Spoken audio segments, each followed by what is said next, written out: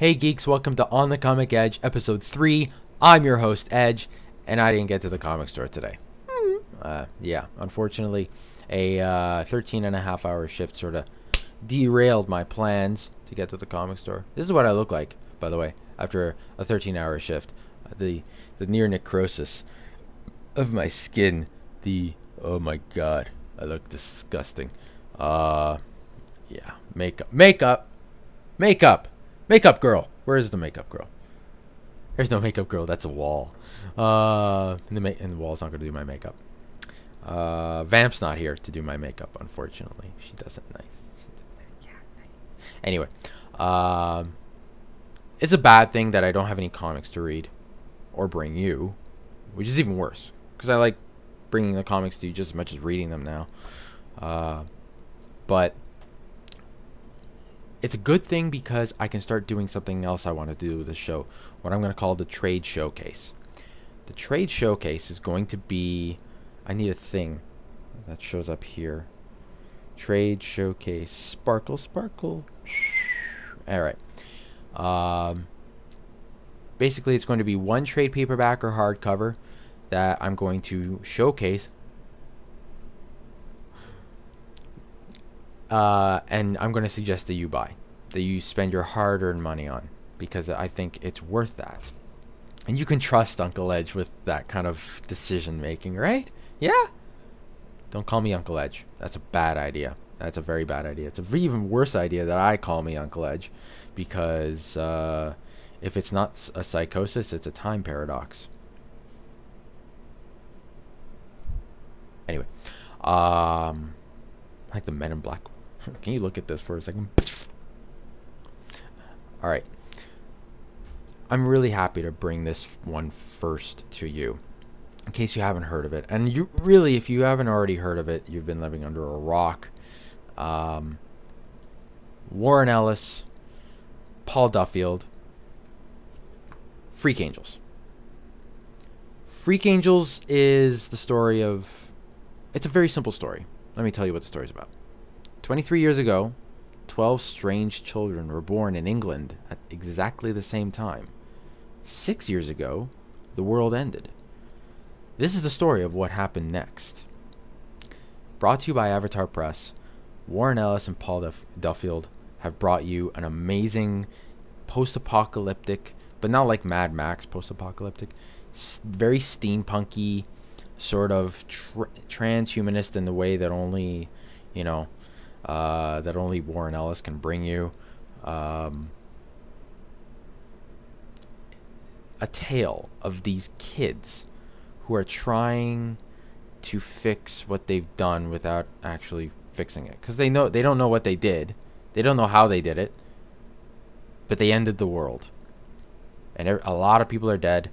There's no governments or anything like that anymore, but they're trying to eke out an existence. And the way you find out very early that they have these awesome telepathic and telekinetic powers, and they become stronger and stronger as they congregate.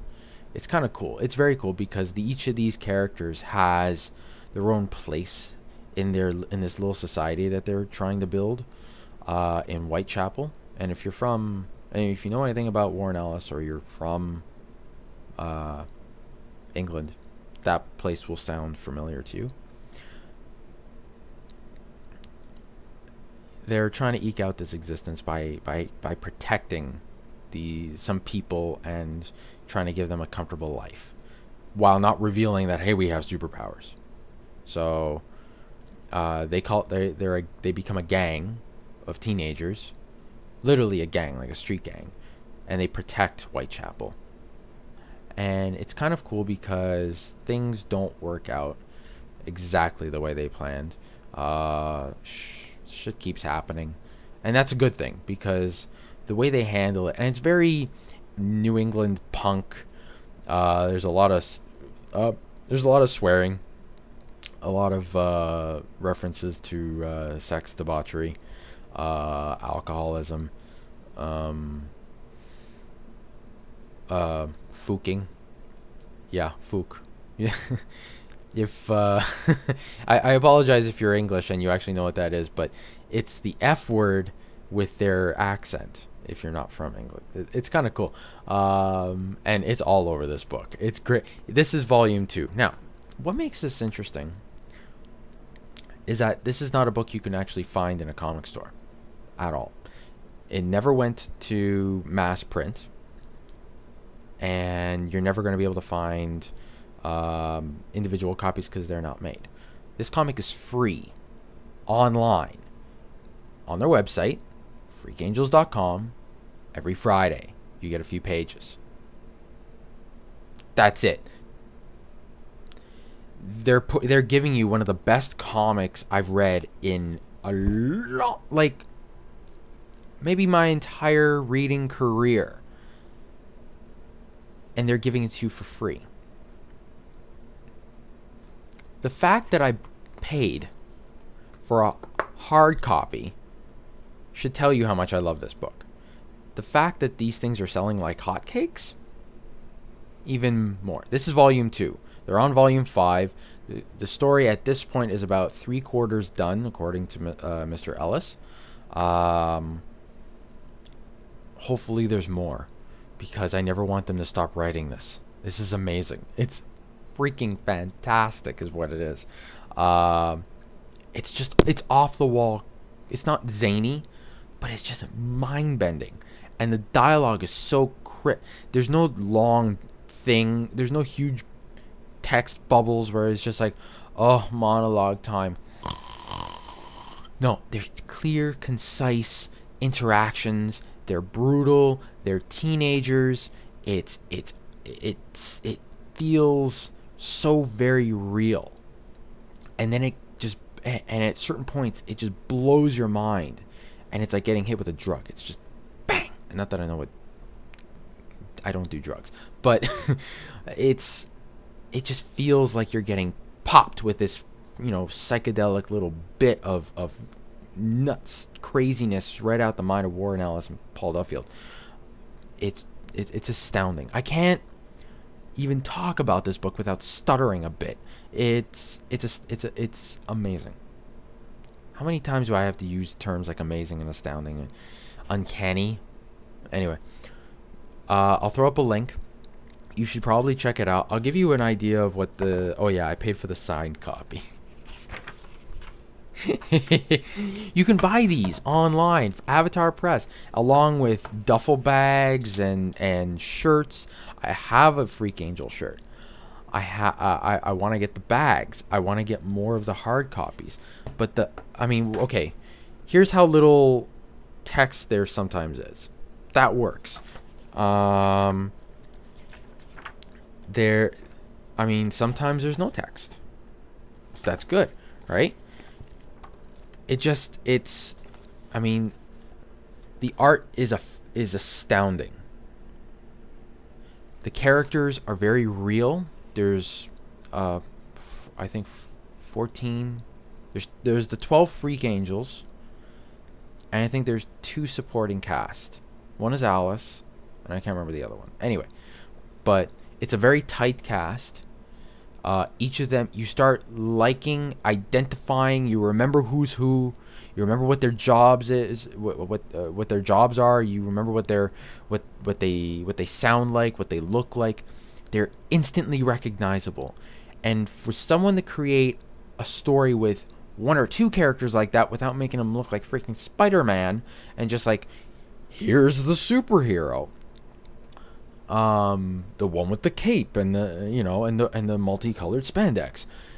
For them to just take characters that are so instantly identifiable, recognizable, unique, but not in a weird way, not in a way that's outside your realm of comprehension. Unique as in just so.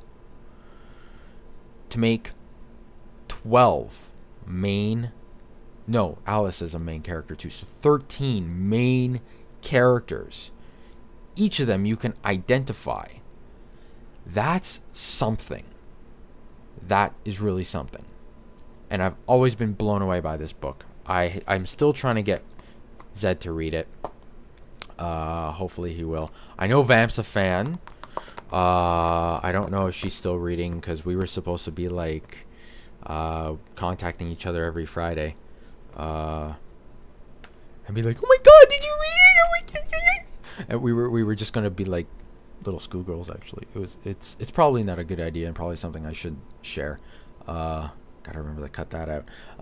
But yeah, you need to go check this out. I'll throw up a link again to freakangels.com. I'll even throw up links to info on Warren Ellis and Paul Duffield, so you can check out their other work. I would absolutely suggest it. Warren Ellis, you may remember from The Authority, Iron Man, Extremis. He recreated Iron Man for this generation. Transmetropolitan. He does a lot of work for Avatar Press, which is a great little little organization they got for indie comics. In fact, I would absolutely check out their entire catalog. Not because Warren's working on a bunch of them, but because they're just so astounding. Paul Duffield as well, fantastic artist who has actually grown in leaps and bounds while working on this. Like you check out the first pages of Freakangels, and you check out what's now, and now is fantastic. Back then was really good. Now it's just freaking fantastic, and it's only getting better. And I really want to know where Paul Duffield goes after this, because I will follow him. I was having this conversation with somebody that I'll follow writers, but it's very difficult for me to follow artists. I'll follow people like Clayton Crane, Greg Land, people like that. But yeah, very difficult for me to follow artists. I'm more inclined to writers, but I want to know where Paul Duffield goes after this. Absolutely. You need to pick it up. I don't know what else to say. You need to go to that link below right now. Go and check it out. Go, go, go, go, go. Okay? Okay? All right. Well, tomorrow we're recording a special episode of Complete Geek Radio, so I have to get some sleep. And I have another 12-hour shift. My last episode of On the Comic Edge is going to be a message to my parents telling them how much I love them after I go kill myself at my job. So yeah, this is Edge about to pass out. Thank you for joining me. Stay geeky.